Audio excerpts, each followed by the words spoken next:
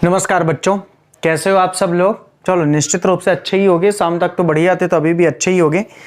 तो बच्चों हम लोग बात कर रहे हैं इकोनॉमिक्स में, और इकोनॉमिक्स में भी अगर बात की जाए तो हम लोग बात कर रहे हैं व्यापारिक बैंक चैप्टर में, ठीक है। और आज हम लोग व्यापारिक बैंक चैप्टर को खत्म करेंगे। कल हम लोग केंद्रीय बैंक वाले चैप्टर को खत्म करेंगे, क्योंकि केंद्रीय बैंक वाला कल जो चैप्टर है, यानी कि अगला चैप्टर जिसका केंद्र नाम है केंद्रीय बैंक, और शायद वो चैप्टर नंबर 22 है। और 22 के बाद अगला chapter reserve bank of India, यानी कि चैप्टर 23। कल एक ही दिन में वो खत्म हो जाएगा। ज्यादा बड़ा चैप्टर नहीं है, वो बहुत ही छोटा सा है। चलो अगर हो सकता है 2 दिन भी लग जाए कोई दिक्कत नहीं है, वैसे खत्म हो जाएगा। ज्यादा दिक्कत होगी तो कल दोनों टाइम उसी को करके, लेकिन उसको खत्म कर देंगे बहुत आसानी से, वो खत्म हो जाएगा। रिजर्व बैंक ऑफ इंडिया भी खत्म होने के बाद हमारी ये पूरी यूनिट कंप्लीट हो जाएगी, और हम लोग तुरंत स्टार्ट कर देंगे अपनी अगली यूनिट को। कैसी यूनिट को बेटा? अगली यूनिट को, ठीक है। तो मैं आशा करता हूं कि आप लोगों को हर एक चीज, देखो ये यूनिट A to Z मैं इसलिए भी पढ़ा रहा हूं पूरा अच्छे से, हालांकि मैंने अब तक जितना भी पढ़ाया मैं पूरा ही पढ़ाया हूं, क्योंकि आपको पता है इस यूनिट से 16 नंबर का आना है, तो इसका हर एक क्वेश्चन बेहद ही इंपॉर्टेंट होता है, और हर एक ऑब्जेक्टिव भी बहुत ही इंपॉर्टेंट यहां से बनते हैं, ठीक है बेटा। तो चीजों को बहुत आराम से पढ़ो। देखो एक बात मैं आपसे बताऊं, आप में से बहुत सारे ऐसे बच्चे होंगे जिनकी ये मानसिकता होगी कि यार जल्दी जल्दी पढ़ के खत्म कर दिया जाए। देखो अगर आप सारी चीजों को एक साथ पढ़ने का प्रयास करोगे कभी नहीं होगा। आपने क्या एज्यूम किया कि मजाक मजाक में हम लोगों ने 4 यूनिट खत्म कर दी। 9 यूनिट तक टोटल है, 4 यूनिट हमने खत्म कर दी है, 4 यूनिट हमें और पढ़ना है, 1 यूनिट ऑलरेडी आपकी कट चुकी है, कोई दिक्कत वाली बात नहीं है। तो कहने का केवल इतना ही मतलब है कि वास्तविकता यह है, क्योंकि हम लोगों ने चीजों को कम कम पढ़ा। कम कम का मतलब छोटे छोटे शब्दों में हम लोगों ने इन चीजों को शुरू किया, ऐसा लग रहा था धीरे धीरे खत्म करेंगे, और देखते ही देखते चीजें देखो खत्म होने की कगार पर आ गई। 4 यूनिट हम लोगों ने कंप्लीट कर ली, मतलब 50% हम लोगों ने कंप्लीट कर लिया। 50% बचा, यकीन मानिए हम लोग 15 दिन के अंदर, 20 दिन के अंदर इसको खत्म कर देंगे। लास्ट के आपके एग्जाम के 1 हफ्ते 10 दिन तक हम व्यवसायिक अध्ययन के बारे में भी चर्चा कर लेंगे। ये 101% मैं आपको गारंटी दे रहा हूं। अकाउंट तो अपनी खत्म ही हो जाएगी, हम लोग अकाउंट जैसे ही खत्म हो जाएगी रिवीजन के साथ 15-20 तारीख तक, तो उसके बाद हम लोग तुरंत ये चालू रहेगी, ये बंद नहीं होगी एग्जाम तक। अब इकोनॉमिक्स तो नहीं छोड़ूंगा चाहे कुछ भी हो जाए, और अध्ययन को भी मैं ले लूंगा अकाउंट की जगह, क्योंकि अकाउंट लगभग 20 तारीख तक हमने पूरा सिस्टम बनाया हुआ है। आपको मैं पूरा कंप्लीट करवा दूंगा। जो लास्ट के 3 चैप्टर उनका रिवीजन सहित हो जाएगा, परेशान मत होइए, ठीक है। उसके बाद लास्ट के 10 दिन इकोनॉमिक्स और स्टडी की क्लास में लाऊंगा। विश्वास करिए मुझ पर और भरोसा करिए, मैं इतना आपको स्टडी पढ़ा देने वाला हूं कि आपका 75-80 नंबर बहुत आसानी से आएगा। 10 दिन मेरे साथ पढ़ने से मैं गारंटी ले रहा हूं, चाहे वो प्रबंध हो, चाहे वो प्रबंध की विशेषताएं, महत्व, संगठन, नियंत्रण, समन्वय, नियुक्तिकरण, भर्ती, सारे कॉन्सेप्ट।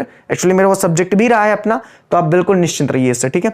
चलिए आज हम लोग टू द पॉइंट बात करते हैं, बिना समय को बर्बाद किए हुए। आज का अपना मेन क्वेश्चन है, व्यापारिक बैंकों द्वारा साख का निर्माण कैसे किया जाता है। एक इंपॉर्टेंट क्वेश्चन है, बहुत ही इंपॉर्टेंट क्वेश्चन है, और एग्जाम के लिहाज से भी बहुत इंपॉर्टेंट है। तो आज हम लोग 2 क्वेश्चन में बात करेंगे। पहला, व्यापारिक बैंक साख का निर्माण कैसे करते हैं। आज का अपना पहला क्वेश्चन है, व्यापारिक बैंक साख का निर्माण कैसे करते हैं। व्यापारिक बैंक साख का निर्माण कैसे करते हैं। व्यापारिक बैंक साख का निर्माण कैसे करते हैं, ठीक है। और आज ही हम लोग बात करेंगे साख के निर्माण की हानियां बताइए, या साख के निर्माण की सीमाएं बताइए। ये दोनों ही क्वेश्चन आज ही हम लोग करने वाले हैं, और दोनों ही क्वेश्चन बहुत ही इंपॉर्टेंट है और अपने आप में बेहद ही इंपॉर्टेंट भी रखते हैं, ठीक है। ऑब्जेक्टिव आपके बहुत कुछ क्लियर होंगे, ये बात तो मैं आपको गारंटी के साथ बता दे रहा हूं, ठीक है। आपके ऑब्जेक्टिव बहुत सारे क्लियर होंगे इससे, ठीक है। तो ध्यान से समझिए। देखिए हम लोगों ने व्यापारिक बैंक के बारे में पढ़ा, हम लोगों ने व्यापारिक बैंक के महत्व के बारे में भी पढ़ा, उद्देश्य के बारे में भी पढ़ा, व्यापारिक बैंक के कार्यों के बारे में भी चर्चा की। आज हम लोग बेसिकली बात कर रहे हैं व्यापारिक बैंक साख का निर्माण कैसे करते हैं। थोड़ा सा टफेस्ट है, मैं एक बार फिर से बोल रहा हूं कि अगर आपका दिमाग कहीं और भी है, व्हाट्सएप या फेसबुक या टीवी या मम्मी पे या भाई किसी पे भी, जहां पे भी आपका दिमाग है, उस दिमाग को स्थिर करिए, क्योंकि मैं ऐसा मानता हूं कि अगर आप आज मेरे से 35 से 40 मिनट जुड़ गए ना, तो आपका व्यापारिक बैंक का ये जो इंपॉर्टेंट कॉन्सेप्ट है वो खत्म हो जाएगा, साख का निर्माण। इससे कहीं से कुछ भी आ जाएगा, सारा आपसे बनेगा, सारे ऑब्जेक्टिव बनेंगे, और 1-2 ऑब्जेक्टिव यहां से जरूर आएंगे साख से। कैसे मैं आपको बताऊंगा, ठीक है बेटा। तो एक इंपॉर्टेंट कॉन्सेप्ट है, इसको जरूर ध्यान से देखना, ठीक है। चलो मेरे साथ जुड़ना, शांति से बात को सुनना। देखिए मोटे तौर पर अगर बात की जाए तो हम लोगों ने व्यापारिक बैंक के बारे में पढ़ा। मैंने आपको बड़े ही विस्तार ढंग से बताया कि एक ऐसी संस्था जो न केवल हमारी बचतों के जमाओं को स्वीकार करती है, वरन हमें ऋण भी उपलब्ध कराती है, केवल इतना ही बैंक नहीं करती है, क्योंकि आप सबको पता है कि ऐसा तो अनेक वित्तीय संस्थाएं भी करती हैं जो कि पैसा उपलब्ध करवाती हैं। तो हमने ये देखा कि लास्ट में कि बैंकों का एक प्रमुख कार्य हुआ करता था साख का निर्माण करना, यानी कि जो वित्तीय संस्थाएं नहीं करती हैं उसी साख के निर्माण को हम लोगों ने महत्व में भी पढ़ा, और मैंने वहां पे भी आपको रोक दिया था कह करके कि आगे हम लोग चर्चा करेंगे, और अब वो चर्चा का विषय आ चुका है। तो देखिए, व्यापारिक बैंकों की एक प्रमुख कार्य कहिए या व्यापारिक बैंकों का प्रमुख महत्व कहिए, या व्यापारिक बैंकों का अन्य वित्तीय संस्थाओं से जो अलगाव है वो इसी साख निर्माण के द्वारा होता है। देखिए, मोटे तौर पर अगर बात की जाए साख के निर्माण की, मोटे तौर पर अगर बात की जाए साख का निर्माण प्राय दो कंडीशन से साख का निर्माण किया जाता है। एक तो होता है कागजी मुद्रा का निर्गमन करके, एक तो होता है बेटा कागजी मुद्रा का निर्गमन करके, एक तो होता है कागजी मुद्रा का निर्गमन करके बेटा, एक तो होता है कागजी मुद्रा का निर्गमन करके, कागजी मुद्रा का निर्गमन करके, और दूसरा होता है बेटा, दूसरा होता है प्रारंभिक एवं, दूसरा होता है बेटा प्रारंभिक निक्षेप, प्रारंभिक निक्षेप एवं व्युत्पन्न निक्षेप के द्वारा, प्रारंभिक निक्षेप एवं व्युत्पन्न निक्षेप के द्वारा। बेटा ये निक्षेप का मतलब होता है जमा, यानी प्रारंभिक जमा और व्युत्पन्न जमा के द्वारा। जब बात बेटा साख निर्माण की आएगी, मेरी बातों को ध्यान से लास्ट तक सुनना प्लीज बेटा, जब बात साख के निर्माण की आएगी तो दो चीजें हमेशा याद रखना, कागजी मुद्रा का निर्गमन करके और प्रारंभिक निक्षेप एवं व्युत्पन्न निक्षेप द्वारा, यानी प्रारंभिक जमा एवं व्युत्पन्न जमा द्वारा। इन दोनों के माध्यम से साख का निर्माण होता है। एक बात आप ध्यान से समझिएगा, कागजी मुद्रा का निर्गमन करके साख का निर्माण केवल एक संस्था करती है, और यह है आरबीआई। आरबीआई यानी रिजर्व बैंक ऑफ इंडिया, जो हमारे देश का एक केंद्रीय बैंक, जो हमारे देश का एक केंद्रीय बैंक, जो हमारे देश का एक केंद्रीय बैंक है, जिसका नाम है reserve bank of India, reserve bank of India. इसके बारे में भी विस्तार से चर्चा करेंगे, एक चैप्टर ही है, अगर नहीं होता तो मैं यहीं पे पूरी सारी चीज आपको बता देता कि रिजर्व बैंक ऑफ इंडिया की स्थापना कब हुई, कौन सा एक्ट है, इसके बारे में चर्चा reserve bank of India chapter में करेंगे। यहां पे मिक्सअप करेंगे तो दिक्कत आ जाएगी। आपको पता है बैंकों का बैंक है, सबसे बड़ा बैंक है, और मुद्रा यानी कागजी मुद्रा का निर्गमन नहीं करता। मैंने कागजी लिखा क्योंकि सिक्कों का निर्गमन केंद्र सरकार करती है, आपने ये चीज पढ़ रखी है मुद्रा के चैप्टर में। तो कागजी मुद्रा का निर्गमन करने वाली संस्थाएं साख का निर्माण करती हैं, जो कि केवल आरबीआई ही करता है। क्योंकि पहले शुरुआत में जब आरबीआई की स्थापना नहीं हुई थी, उस समय Punjab national bank, bank of SBI वाला जो बैंक था, ये पुराने बैंक, इंपीरियल बैंक के नाम से प्रसिद्ध है एसबीआई, पहले एसबीआई को इंपीरियल बैंक ऑफ इंडिया कहते थे। तो ये सारे बैंक मुद्रा का निर्गमन करते थे, लेकिन जब से 1934 का एक्ट आया और 1 अप्रैल 1935 को रिजर्व बैंक ऑफ इंडिया की स्थापना हुई, तब से नोट निर्गमन का एकाधिकार आरबीआई के पास है। मतलब कहने का केवल इतना मतलब है कि आज की डेट में ये जो नोटें छपती हैं 10 रुपया, 50 रुपया, 100 रुपया, 500 रुपया, 1000 रुपया, उसको छापने का अधिकार बेटा किसके पास है? रिजर्व बैंक ऑफ इंडिया के पास है। ये बात, एक बात तो यह याद रखिएगा। और अगर बात की जाए समस्त जितने भी व्यापारिक बैंक हैं, समस्त जितने भी व्यापारिक बैंक हैं, वह अपने प्रारंभिक निक्षेप और व्युत्पन्न निक्षेप के द्वारा क्या करते हैं? साख का निर्माण करते हैं। तो मतलब कहने का क्या मतलब है सर? कहने का यह मतलब है कि जो व्यापारिक बैंक है वो जो साख का निर्माण करते हैं वो प्रारंभिक निक्षेप और व्युत्पन्न निक्षेप द्वारा साख का निर्माण करते हैं। क्योंकि अमित सर ने बहुत अच्छे से पढ़ा दिया है कि साख का निर्माण दो तरीके से ही किया जा सकता है, एक या तो कागजी मुद्रा का निर्गमन करके, दूसरा या तो प्रारंभिक निक्षेप या व्युत्पन्न निक्षेप के द्वारा। आइए पहले हम लोग बात कर लेते हैं कागजी मुद्रा का निर्गमन करके कैसे कागजी मुद्रा का निर्गमन करके कैसे साख का निर्माण किया जाता है। बेटा ये साख का निर्माण है क्या, आपको पता चल जाएगा। प्लीज मेरी बातों को लास्ट तक सुनते रहो, लास्ट तक सुनते रहो, थोड़ा धैर्य बना के रखो, ठीक है? धैर्य बना के रखो, ठीक है? अगर होली पे आपको एक दिन की भी छुट्टी नहीं दी गई है तो सिंपल सी बात है, मेहनत कराने के लिए दी गई है। अनफॉर्चुनेटली मुझे होली के दिन छुट्टी करना पड़ा, उसमें भी आपको पता है संडे को हम लोगों ने क्लास ली थी, ठीक है? आज भाई दूज है, जितनी भी स्कूलें या कोचिंग संस्थान है सबने 1 हफ्ते 4 दिन 10 दिन की छुट्टी दे के बैठे हैं। बेटा हमारे भी बहुत सारे टीचर हैं, मैं नाम नहीं लेना चाहता हूँ, ठीक है? तो आपको अगर इतनी मेहनत से आकर के हम लोग पढ़ा रहे हैं तो सिंपल सी बात है, ईमानदारी से पढ़ो, पूरा अच्छे से पढ़ो, बहुत अच्छे तरीके से समझ में आएगा। तो देखिए, जब कागजी मुद्रा का निर्गमन करके जब बैंक साख का निर्माण करते हैं, हालांकि व्यापारिक बैंक नहीं करते, व्यापारिक बैंक तो ऐसे करेंगे, लेकिन थोड़ा सा इसके बारे में अपन पढ़ लेते हैं। देखिए आरबीआई जब भी कागजी मुद्रा का निर्गमन करता है, आरबीआई जब भी कागजी मुद्रा का निर्गमन करता है तो जितना भी निर्गमन करना पड़ता है उसको कागजी मुद्रा का, मान लो सपोज दैट कि 1 करोड़ रुपया की मुद्रा छापना है, हालांकि 1 करोड़ नहीं होती, अरबों में होती है, आप समझ लो। तो 1 करोड़ रुपया जब नगद छापना पड़ता है तो वो सेंट्रल बैंक से यानी सेंट्रल गवर्नमेंट से यानी केंद्र सरकार से वो 1 करोड़ में कम से कम नहीं तो 70 लाख रुपया का क्या बोलेगी कि भाई सोना चांदी मेरे पास गिरवी रखो। सोना चांदी मेरे पास जब तुम रखोगे 70 लाख का, तब जाकर के मैं 1 करोड़ रुपया की नोट छापूंगा, ऐसा रिजर्व बैंक ऑफ इंडिया कहता है। प्लीज इसके बारे में ज्यादा डिटेल में मत जाना, क्योंकि आगे अपन पढ़ेंगे रिजर्व बैंक के बारे में, ध्यान से समझते रहना, क्योंकि हम यहीं पे रहना चाहते हैं साख के निर्माण में। अगर बाहर गया तो टॉपिक बाहर हो जाएगा। तो आपने देखा कि कागजी मुद्रा का निर्गमन करके जैसे 1 करोड़ रुपया रिजर्व बैंक ऑफ इंडिया को अपने नोट से छापना है अपने मशीन से, तो केंद्र सरकार से कहेगा कि 70 लाख के सोना चांदी मेरे पास रखो। हाँ बेटा, जब नगद रुपया ऐसा नहीं है कि सरकार जितना चाहेगी उतना पैसा छापती रहेगी रिजर्व बैंक ऑफ इंडिया, नहीं, जितना छापना होता है कुछ % उसका सोना चांदी में रखना पड़ता है। और 30 लाख रुपया बिना नगद रखे करेगी सोना चांदी, इनके लिए हालांकि वो प्रतिभूतियों का सहारा लेती है। प्रतिभूति क्या है आगे हम लोग चर्चा करेंगे। प्रतिभूतियों, बिल, सुंडी आदि का सहारा लेकर के वो छाप देती है।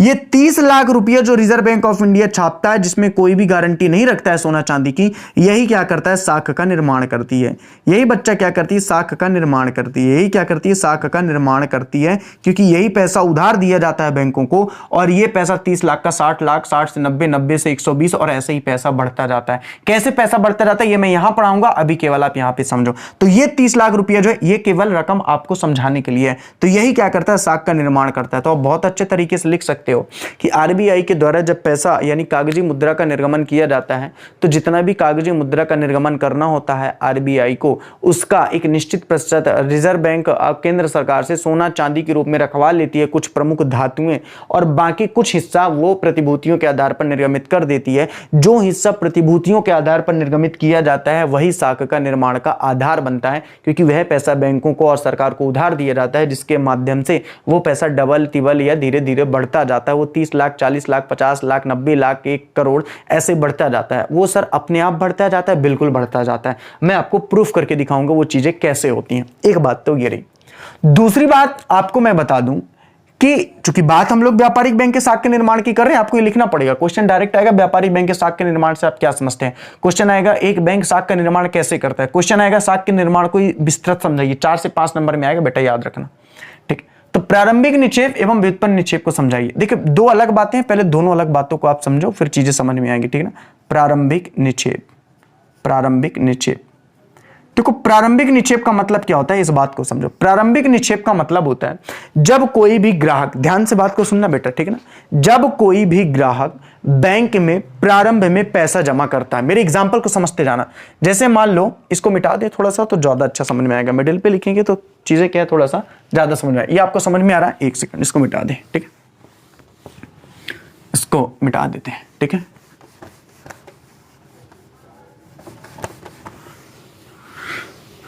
एक सेकंड बेटा रुकना, ठीक है। हाँ, तो हम लोग बात कर रहे हैं 2 चीजों में। पहला है प्रारंभिक निक्षेप। प्रारंभिक निक्षेप, प्रारंभ निक्षेप मतलब होता है जमा। प्रारंभिक निक्षेप का मतलब क्या है, बात को समझना। मान लो एक बैंक है, एक बैंक का नाम मैंने लिख दिया एसबीआई। एसबीआई का मतलब समझते हैं state bank of India. SBI का मतलब समझते हैं स्टेट बैंक ऑफ इंडिया। कोई भी बैंक ले लो।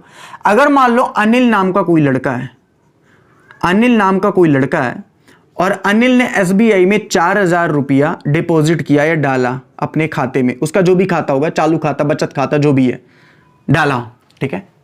हालांकि स्थायी पूंजी खाते में डालेगा तो ज्यादा ब्याज मिलेगी। सबसे ज्यादा ब्याज स्थायी पूंजी खाते में मिलती है। कल आपको मैंने बताया भी था, कल मतलब प्रीवियस डे। एसबीआई में अनिल ने 4000 रुपया डाला, तो अनिल के द्वारा जो 4000 रुपया एसबीआई के खाते में डाला गया यानी बैंक को दिया गया, यह कहलाएगा प्रारंभिक जमा अनिल का। ये अनिल का कहलाएगा प्रारंभिक जमा, या जिसी को हम लोग कहते हैं प्रारंभिक निक्षेप। ये कहलाएगा प्रारंभिक जमा, जिसको हम लोग कहते हैं प्रारंभिक निक्षेप। मेरी बात को ध्यान से सुनते जाना प्लीज बेटा। ये कहलाएगा प्रारंभिक जमा, यानी जिसको हम कहते हैं प्रारंभिक निक्षेप। ध्यान से चीजों को समझते जाना, ठीक है। 4000 रुपया अनिल ने डाला, ये हमारा कहलाता है प्रारंभिक निक्षेप। अब क्या हुआ, प्रारंभिक निक्षेप तो समझ में आ गया सर, ये व्युत्पन्न निक्षेप क्या होता है, और यही वास्तव में यही आधार बनता है किसका, यही आधार बनता है बेटा साख का। यही आधार बनता है साख का। व्युत्पन्न निक्षेप क्या होता है, अब मान लो सपोज दैट एसबीआई के पास सुनील भैया हैं, और सुनील भैया ने क्या बोला कि यार मुझे ऋण चाहिए, मुझे पैसा चाहिए, मुझे उधार चाहिए। तो एसबीआई ने क्या किया, इस 4000 का कुछ परसेंट 10% तो अपने पास रख लिया। अब 4000 का आपको पता है 10% अगर अपने पास रख लेगा तो सिंपल सी बात है 400 अपने पास रख लेगा, और 3600 रुपया इसने सुनील को दे दिया, सुनील के खाते पे डाल दिया। अब मान लो सुनील का खाता एसबीआई में ही था, तो सुनील के खाते में एसबीआई में 3600 रुपया पड़ गया। आपके दो क्वेश्चन है, यह कहलाएगा व्युत्पन्न निक्षेप। सुनील के द्वारा जो पैसा उधार लिया गया है वो कहलाएगा व्युत्पन्न निक्षेप। एक बात तो ये क्लियर हो गई।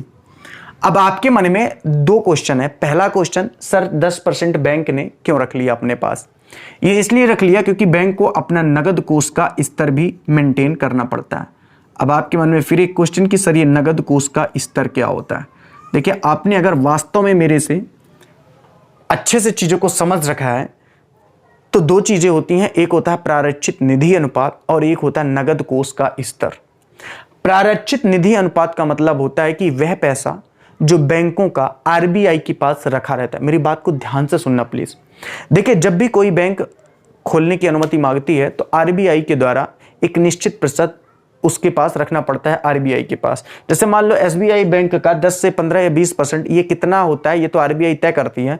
जितनी भी उसकी कुल चुकता पूंजी होगी उसका 15 से 20% या 10% आरबीआई के पास जमा करना पड़ता है। उसी तरीके से हर बैंक अपने कोष में भी, जिसको नगद कोष स्तर कहते हैं, अपने पास भी रखना पड़ता है। क्यों रखना पड़ता है? कोई भी व्यक्ति किसी भी समय अपना पैसा मांग सकता है, अपने पैसे की डिमांड कर सकता है, तो इतना पैसा तो होना चाहिए ना कि उसका पैसा रिफंड कर सके।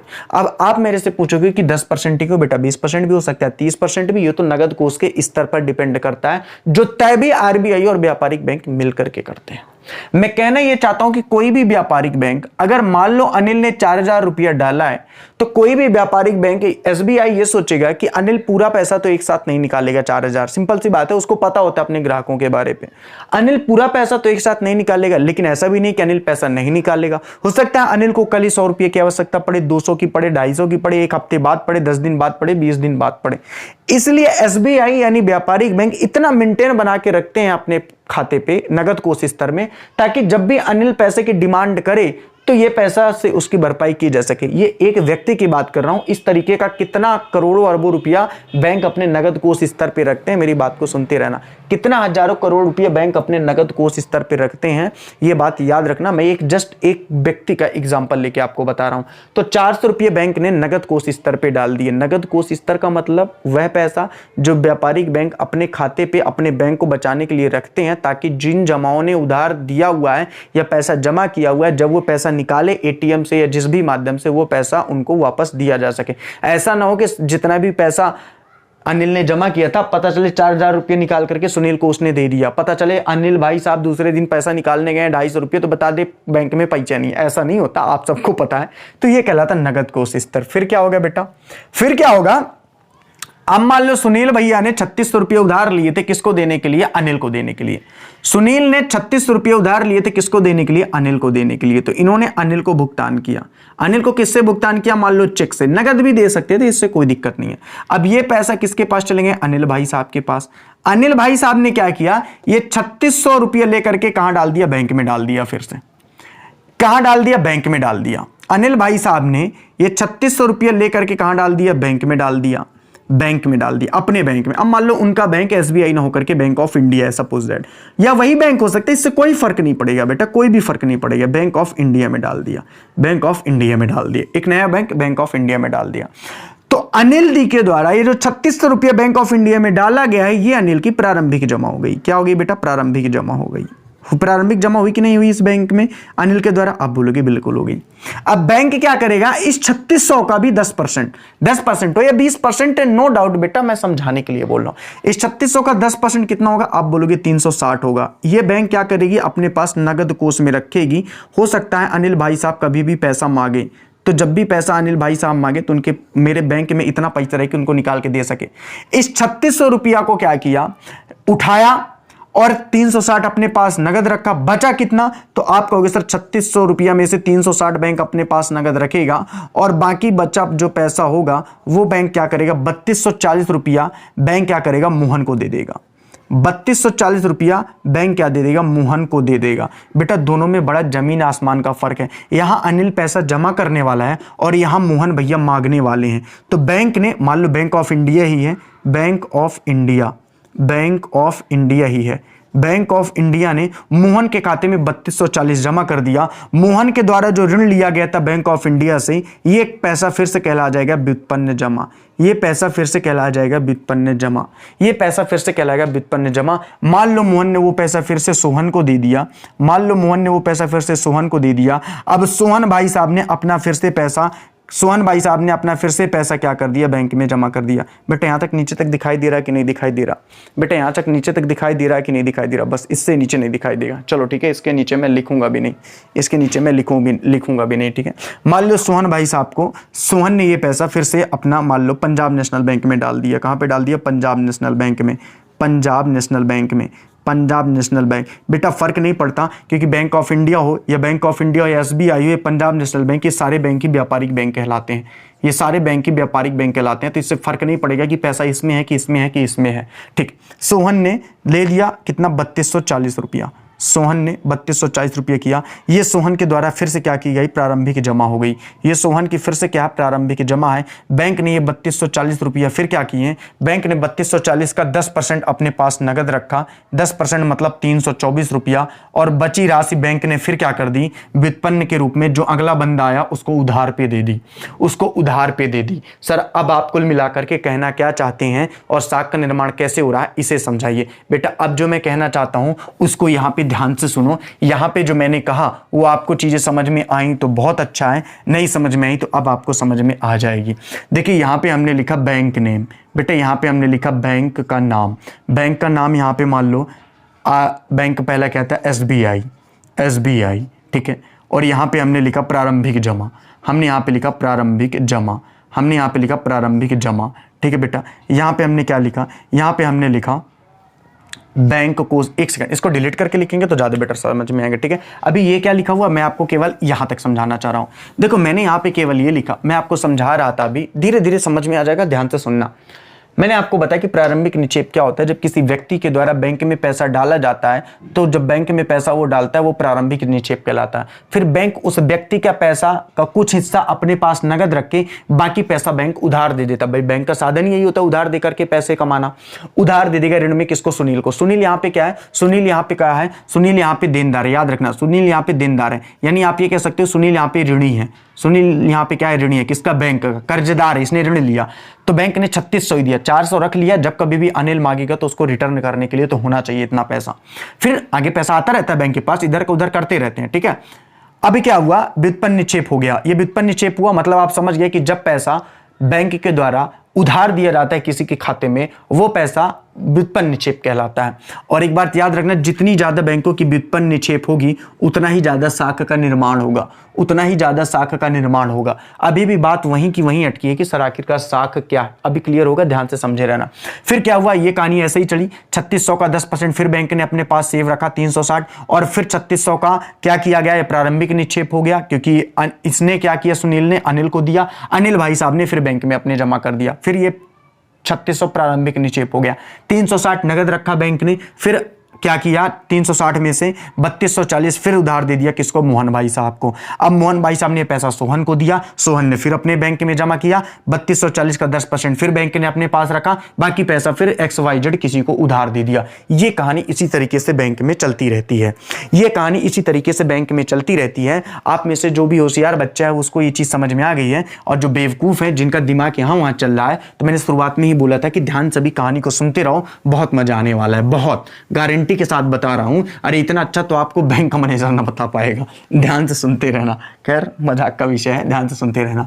कहानी खत्म नहीं हुई है, आपको मैं बताना क्या चाहता हूं। देखिए हमने क्या देखा, हमने जो देखा उसकी मैं एक सारणी के द्वारा मैं आपको दिखाना चाहता हूं। हमने क्या देखा, हम इसको एक सारणी के माध्यम से आपको दिखाना चाहते हैं। बच्चा मेरी बात को ध्यान से समझना, मैं जो आपको बताना चाह रहा हूं, ठीक है। हमने देखा यहां पे हमने लिखा बैंक का नाम, बेटा यहां पे हमने लिखा बैंक का नाम, बेटे यहां पे हमने लिखा बैंक का नाम। यहां पे हमने लिखा प्रारंभिक जमा, बेटे यहां पे हमने लिखा प्रारंभिक जमा, प्रारंभिक जमा। बेटे यहां पे हमने देखा नगद कोष स्तर, नगद कोष स्तर, नगद कोष स्तर, और बेटे यहाँ पे हम लिखेंगे व्युत्पन्न जमा, यहाँ पे हम लिखेंगे व्युत्पन्न जमा, यहाँ पे हम लिखेंगे व्युत्पन्न जमा। ठीक है बेटा, कोई दिक्कत नहीं है, ध्यान से यहाँ पे बात को समझे। यहाँ पे हम लिखेंगे व्युत्पन्न जमा। बैंक का नाम पहला SBI, SBI यानी कि स्टेट बैंक ऑफ इंडिया। आपको पता है एक व्यक्ति था जिसने कितना पैसा जमा किया था, 4000 रुपया जमा किया था। अब चीजों को रिकॉल करते जाना प्लीज। 4000 जमा किया था, मैंने कहा था कि 400 रुपये ही नगद कोष में रखा था, उसका 10%, और 3600 रुपया इसने उधार दे दिया था। ऐसा ही हुआ था, उधार दिया था 3600 रुपया। व्युत्पन्न जमा मतलब उधार देना यानी ऋण देना। बैंक ने दिया था कि नहीं दिया था, मैं नाम नहीं लिख रहा हूं कि मोहन को दिया था कि सोहन को भाड़ में जाएगा, चीजें यहां पे समझ दिया। ठीक है, अब ये 3600 रुपया सोहन को दिया था तो सोहन ने मोहन को दिया था, तो फिर से ये बैंक SBI में ही आया था और SBI में ये पैसा आ गया, यानी अब प्रारंभिक निक्षेप कितना हो गया, 3600 हो गया। आपको मैंने बताया कि इसका 360 रुपया बैंक ने क्या किया, नगद कोष रखा, और 3240 रुपया बैंक ने क्या कर दिया, व्युत्पन्न निक्षेप किसी थर्ड पार्टी को दे दिया। थर्ड पार्टी का खाता किसमें था, बैंक ऑफ इंडिया में था। थर्ड पार्टी का खाता किसमें था, बैंक ऑफ इंडिया में था, बैंक ऑफ इंडिया में था। उसने ये पैसा उठा करके, जिसको उधार दिया गया था उसने किसी थर्ड को दिया। मान लो इस व्यक्ति ने किसी थर्ड को दिया, उस थर्ड ने अपना पैसा अपने खाते में जमा करवा दिया, तो मान लो उसकी फिर प्रारंभिक जमा हो गई 3240। 3240 का 324 रुपया नगद कोष स्तर में जाएगा, तो 3240 का जब 324 रुपया नगद कोष स्तर पे जाएगा तो सिंपल सी बात है बेटा, फिर कितना कोष में बचेगा, मतलब व्युत्पन्न जमा कितने की हो जाएगी। तो आप बोलोगे सर ये व्युत्पन्न जमा फिर हो जाने वाली है 2916 रुपये की। कितनी की हो जाएगी बेटा, 2916 रुपये की। 6 4 10, 2 1 3, 9 3 12, 2 1 3, कितनी की हो जाएगी, 2940 रुपये की हो जाएगी। बस बेटे यहीं पे कहानी को रोक देते हैं, यहीं पे कहानी को रोक देते हैं, यहीं पे कहानी को रोक देते हैं, और टॉपिक भी यहीं पे खत्म हो जाएगा। टॉपिक भी यहीं पे खत्म हो जाएगा और आपको सारी चीज़ें यहीं पे समझ में आ जाएंगी, कैसे बैंक ने साख का निर्माण किया और व्यापारिक बैंक ने प्रारंभिक जमा और व्युत्पन्न जमा करके या व्युत्पन्न निक्षेप करके। बात को मेरे ध्यान से समझना।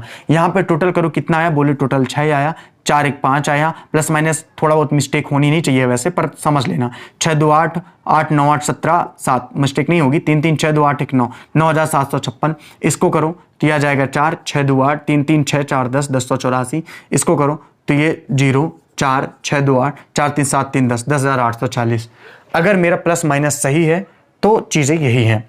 हो सकता है प्लस माइनस अगर मिस्टेक हो तो उसमें अपन ध्यान नहीं देते हैं। मैं आपसे कहना क्या चाहता हूं, इस बात को समझना, ध्यान से समझना।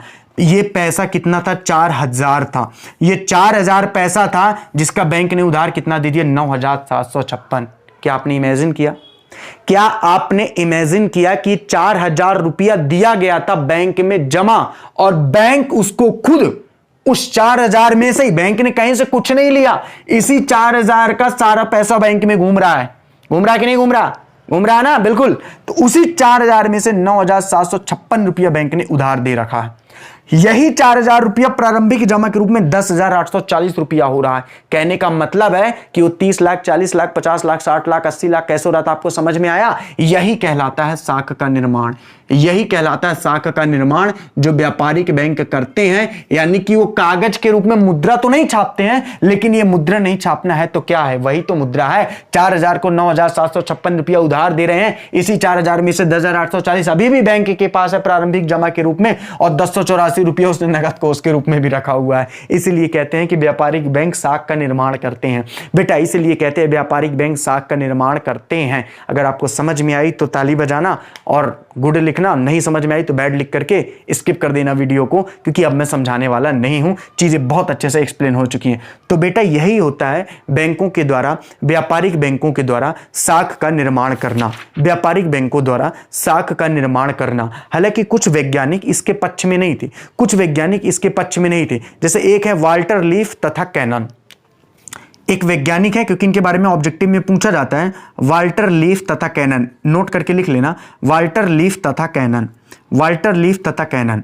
इन्होंने ये कहा, यहां से तो हमें स्पष्ट समझ में आ रहा है कि जितनी ज्यादा व्युत्पन्न जमाएं होंगी उतना ही ज्यादा क्या हो जाएगा, साख में वृद्धि होती जाएगी। मतलब बैंक जितना ज्यादा लोगों को उधार देता जाएगा उतना ही व्युत्पन्न निक्षेप में वृद्धि और साख में भी वृद्धि होती जाएगी। बात समझ में आ गई है। वाल्टर लीफ तथा कैनन ने यह कहा कि बैंकों द्वारा साख का निर्माण नहीं किया जाता, बल्कि लोगों द्वारा या ग्राहकों द्वारा किया जाता है। अच्छा, इनकी बात भी कहीं ना कहीं सही थी। इन्होंने यह कहा कि यदि ग्राहक इस 4000 को ही जमा नहीं करता, यदि ग्राहक इस 4,000 को ही जमा नहीं करता तो क्या ये चीजें पॉसिबल होती? आप बोले नहीं होती। तो इन्होंने यही कहा, इन्होंने कहा यदि किसी भी देश में बहुत सारे, जैसे हमारे यहाँ देश में नोटबंदी का कारण एक ये भी था, हालांकि भले उसको पॉलिटिकल कुछ भी बना लिया जाए, देखिए अगर पैसा 10 रुपया आपके जेब में पड़ा हुआ है और वो इस्तेमाल नहीं हो रहा है बैंकों में, तो सिंपल सी बात है उसका वहीं पर रुक जाना अर्थव्यवस्था का है। जबकि वो 10 रुपया अगर मार्केट में आएगा तो 20 बनेगा, और बैंक में जाएगा तो 30 बनेगा, बैंक अगले को उधार देगी तो 40 बनेगा, अगले से इंटरेस्ट लेगी 50 बनेगा, वो अगले बंदे में चलाएगा, वो 10 रुपया पूरे मार्केट में अर्थव्यवस्था में घूम रहा होता है, जो कि बहुत ज्यादा पैसा लेकर के आता है। इसीलिए हमारी आदत क्या होनी चाहिए? पैसे को घर पे न छिपा के रख करके बैंकों में जमा करने का, क्योंकि बेटा याद रखना हम अर्थव्यवस्था से जुड़े हुए हैं, हमारा अज्ञानता ही अर्थव्यवस्था को चौपट करता है। अगर हम अपना काला धन अपने घरों पर लुका कर छपा के रखेंगे तो वो पैसा रुका रहेगा, मार्केट में नहीं आएगा, अर्थव्यवस्था डाउन होगी। इसलिए पैसा ज्यादातर बैंकों में रखना चाहिए। मोदी जी ने यह बहुत अच्छा काम किया, इसलिए उनके काम की मैं एक तारीफ जरूर करूंगा एक नॉर्मली अर्थशास्त्री होने के नाते, कि उन्होंने जो हर व्यक्ति के खाते खुलवाए। खाते खुलवाने का कारण यही था कि जो पैसा लोग बचत करके अपने कुटिला में रखते हैं, आप लोग जैसे, वो पैसा बैंक में रख के, तो बैंक शाखा का क्या करेगा? सृजन करेगा, निर्माण करेगा। ठीक है बेटा, चलो ठीक है। तो ये बात तो हो गई। तो वाल्टर लीफ तथा कैनन ने कहा कि भाई ग्राहक शाखा का निर्माण करते हैं, ना कि बैंक। इनका भी कहना उचित था। इनकी डिफिनेशन आती है तो इनको भी याद रखिएगा, इसमें कोई दिक्कत वाली बात आपको नहीं आएगी। एक बात तो ये है।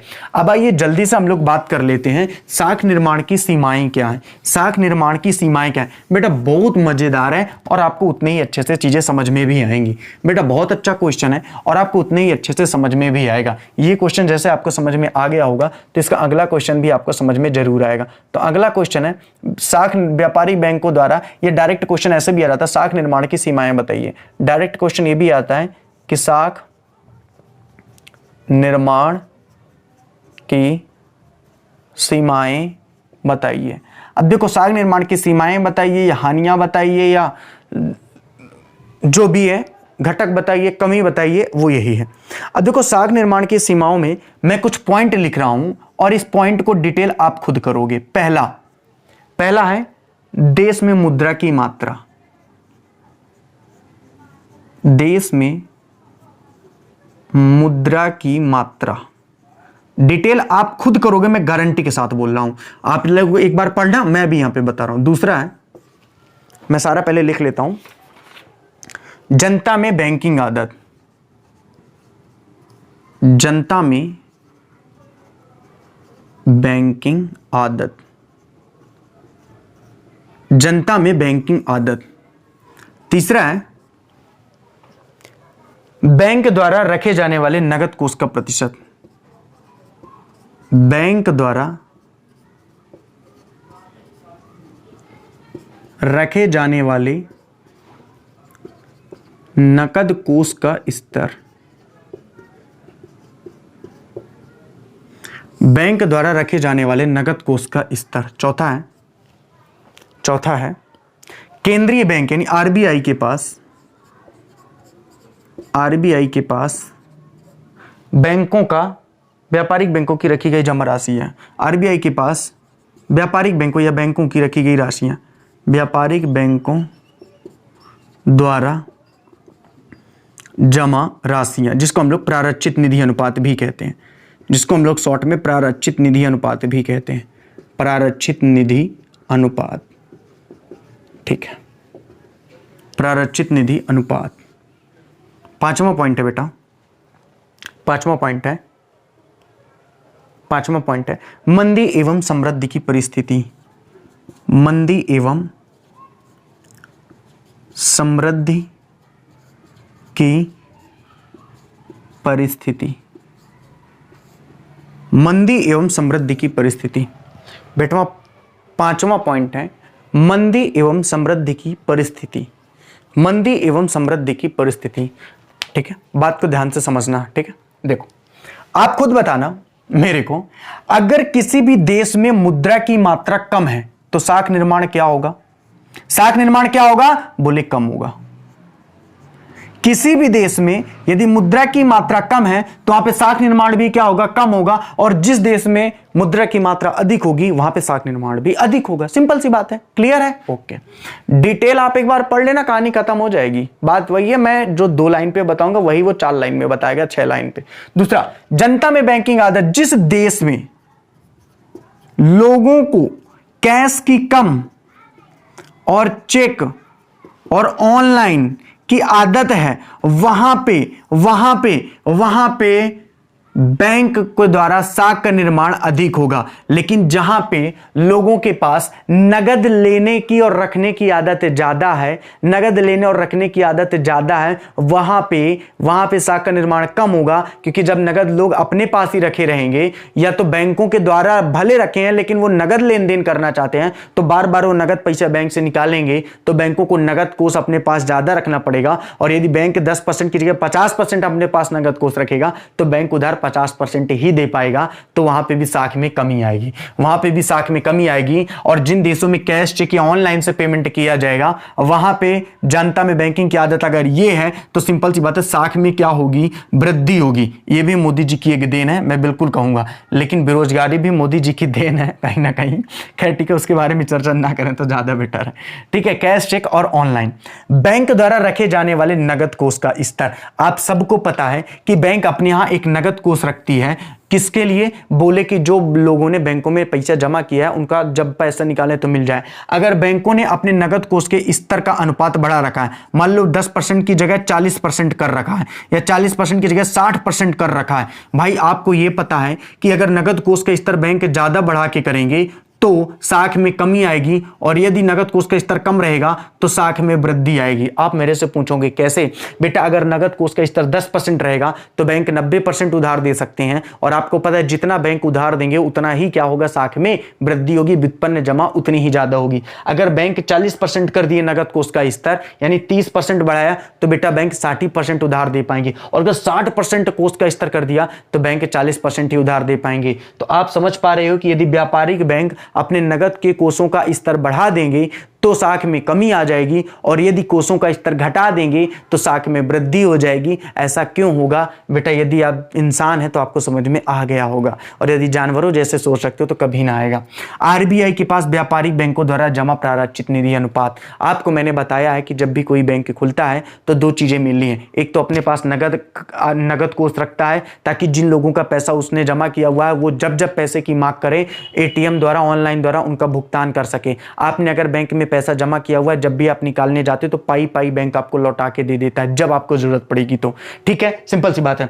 लेकिन यदि मान लो केंद्रीय बैंक, आपको मैंने ये भी बताया था दूसरा, कि जो भी बैंक खुलता है उनको निश्चित पैसा प्रारक्षित निधि अनुपात के रूप में आरबीआई के पास जमा रखना पड़ता है। अब आरबीआई, ये दोनों चीज आरबीआई तय करता है, नगद कोष स्तर बैंक का कितना होगा और जमा राशि बैंक की कितनी होगी हमारे पास। तो यदि आरबीआई ने प्रारक्षित निधि अनुपात को सपोज दैट बढ़ा दिया, अगर आरबीआई ने प्रारक्षित निधि अनुपात को बढ़ा दिया तो सिंपल सी बात है, साख में क्या आ जाएगी, कमी आ जाएगी। साख में कमी आ जाएगी, क्योंकि अगर प्रारक्षित निधि अनुपात मिल गया तो व्यापारिक बैंकों का ज्यादा पैसा कहां जमा होगा, आरबीआई के पास। तो सिंपल सी बात है, बैंक उधार कम दे पाएंगे। और यदि आरबीआई ने प्रारक्षित निधि अनुपात घटा दिया तो बैंकों का जो कोषों का स्तर है वो बढ़ जाएगा, और बैंकों का जो उधार देने का स्तर वो भी बढ़ जाएगा। कहने की बात है कि व्युत्पन्न जमा बढ़ जाएगी, और व्युत्पन्न जमा बढ़ेगी तो साख का निर्माण होगा, यानी साख में भी क्या हो जाएगी, वृद्धि हो जाएगी।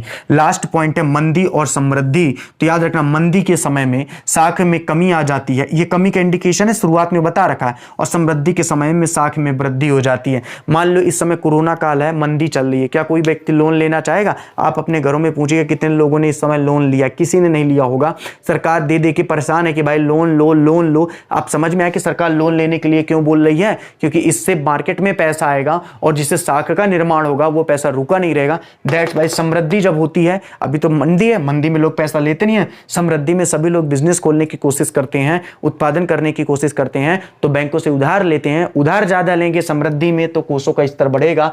कोषों का मतलब ये नहीं नगद कोषों का मतलब बैंक के पास पैसा आएगा, और बैंक को ज्यादा उधार देंगे तो साख का निर्माण भी होगा। अगर बेटा ये पॉइंट आपको समझ में आ गए हैं तो कसम से बोल रहा हूँ 5 मिनट अगर इसके पूरे टॉपिक को पढ़ लोगे जितना मैंने अभी पढ़ाया हुआ है, बैंकिंग में साख का निर्माण और साख निर्माण की सीमाएं, गारंटी के साथ बोलो जीवन में कभी नहीं भूलेगा। इस चैप्टर के सारे ऑब्जेक्टिव लगाइएगा, मैं पूरी गारंटी के साथ, ईमानदारी के साथ कह रहा हूँ कि आप लोगों को समझ में आए। अगर वाकई में आपको समझ में आता है, देखो मैं बहुत ईमानदारी से पढ़ाता हूँ, मुझे आज बुरा लगा, मतलब सच कहिए तो बहुत बुरा लगा। आपको पता है कि मैं प्लेलिस्ट जरूर प्राइवेट कर देता हूं, लेकिन कभी भी मैंने जो वीडियो पड़े रहते हैं महीने वाले उनको मैंने कभी भी प्राइवेट नहीं किया। लेकिन कुछ स्टूपिड, खासकर लड़के है ना, और खैर नाम नहीं लूँगा मैं, निश्चिंत रहिए बेटा, मैं इतना गिरा हुआ इंसान नहीं हूँ। मैं किसी लड़के या कुछ लड़कियों का नाम ले लूँ जिसके कारण से यूट्यूब में वायरल हो जाएं वो बच्चियाँ, क्योंकि मुझे पता है कि अगर मैंने यहाँ से नाम ले लिया बेटा तो नाम आपका एक व्यक्ति के पास नहीं जाएगा। बेटा यहाँ पे मध्य प्रदेश का ऐसा कोई जिला नहीं है जहाँ से बच्चे हमसे नहीं जुड़े हैं, ठीक है। मेरे द्वारा किसी व्यक्ति का ऑनलाइन नाम ले लेने का मतलब है कि उसकी इमेज की खटिया खड़ी हो जाना, ठीक है। तो मैं इतना गिरा हुआ इंसान नहीं हूँ कि यहाँ से नाम लूँ, लेकिन सच बताऊँ तो बहुत बुरा लगा, कुछ बच्चों ने वीडियो शेयर कर दी। प्लेलिस्ट तो ठीक है, उनको तो पता है कि प्लेलिस्ट शेयर भी करेंगे तो वो हो जाएगा, इसलिए मुझे सारे वीडियो को प्राइवेट करवाना पड़ा। उनको ये नहीं पता कि मैं उनका गुरु हूँ। अगर आप गलती कर रहे हो तो इसका मतलब हम देख रहे हैं, हम सोच रहे हैं कि चलो यार आज नहीं तो कल बंदा सुधरेगा। मैं आप सबसे हाथ जोड़ के निवेदन करता हूँ, ईमानदारी से पढ़िए। पैसे नहीं दे पा रहे हैं तो मैं अपने बोर्ड की कसम खा के कहता हूँ कि मैं आपको फ्री पढ़ा दूंगा। प्लीज़, अगर आपके पास पैसे की प्रॉब्लम है, ईमानदारी की बात कर रहा हूं बेटा, दिल पे कसम, मतलब आप मेरे को जिसका भी प्रॉमिस करवा लो, मैं कसम से बोल रहा हूं मैं आपको फ्री में पूरी क्लास दे दूंगा। लेकिन बेईमानी मत करो, क्योंकि उससे क्या होता है, दिक्कत ये नहीं आपके ऊपर भरोसा टूटता है, दिक्कत यह है कि मुझे अपने स्टूडेंटों के ऊपर से भरोसा टूटता है, और मैं ऐसा कदापि नहीं होने देता। आपको पता है इस बैच में बहुत सारे ऐसी बहनें हैं जो खुद दोनों बैच ली हुई हैं, जबकि वो चाहें तो एक ही मोबाइल से दोनों पढ़ सकती हैं, लेकिन उनको ये लगता है कि गलत बात है, अगर हमको 2 पढ़ना है, ट्यूशन की फीस 2 लोगों की देते तो 2 लोग हैं। बेटा ऐसे भी यहाँ पे स्टूडेंट बच्चियों ने हमारा बैच परचेज किया हुआ है, लेकिन धिक्कार है ऐसे लोगों पर। खैर ईश्वर उनको सद्बुद्धि दे, आप सफल होइए जीवन पे कहीं पे भी रहें, लेकिन ऐसा करने का प्रयास मत करें, क्योंकि याद रखना ये हिसाब बहुत गंदा होता है और ईश्वर इनको बहुत गजब करता है। तो आपके पास अगर पैसे की समस्या है, आप जी खोल के बताइए, मुझे निस्पीकर होके बताइए, मैं आपको फ्री पढ़ाऊंगा। लेकिन प्लीज़ ये धोखाधड़ी दूसरों के साथ मत करिए। आप अपने फ्रेंड को वीडियो शेयर कर रहे हैं, इसको कर रहे हैं, उसको कर रहे हैं, हम इतने दिन से चिल्ला रहे हैं, अगर आपके फ्रेंड की जरूरत है तो हमसे बैच लेगा ना, आप क्यों उसकी मदद कर रहे हैं। तो ओवर स्मार्टनेस ना करिए, कुछ बच्चे तो हैं, खैर कोई बात नहीं, हटाइए मैटर को। चलिए आप लोगों से एक बार निवेदन है, जिन लोगों को इकोनॉमिक्स की क्लास कंटिन्यू रखनी है कल के बाद भी, तो आप कल ही पेमेंट हमें करेंगे। कल पेमेंट करने के बाद आप स्क्रीनशॉट हमें भेजेंगे। आज सबको कल मैसेज मिल जाएगा, किस नंबर पे करना, वही पुराना नंबर है 9098896120। आप सबको मेरा व्हाट्सएप नंबर भी याद हो गया होगा, यही मेरा फ़ोनपे नंबर है 9098896120। नाम आएगा अमित कुमार, बड़े बड़े अक्षरों में मेरी फ़ोटो भी लगी होगी, अमित कुमार, ठीक है, अमित कुमार। कुछ बच्चे मेरा पूरा नाम पूछते हैं, तो बेटा मेरा पूरा नाम है अमित कुमार द्विवेदी, ठीक है ना। तो अमित कुमार अच्छा लगता है, द्विवेदी वगैरह बड़ा लंबा नाम। तो इसी नंबर पे आपको फोन पे 9098896120 में फोन पे, पेटीएम, गूगल पे जो भी करना है करके स्क्रीनशॉट भेज देना। अगर आपको वाकई में अगले महीने इकोनॉमिक्स पढ़नी है तो नहीं पढ़नी है तो कोई दिक्कत नहीं है, इसका मतलब हम अच्छा नहीं पढ़ाते हैं, इसका ये भी मतलब नहीं कि अच्छा नहीं पढ़ाते, हो सकता है आपको नहीं पढ़ना है। तो बाय एंड गुड नाइट, कल हम लोग फिर मिलते हैं, see you tomorrow. Thank you so much, अच्छे से पढ़ो, अपना नाम रोशन करो।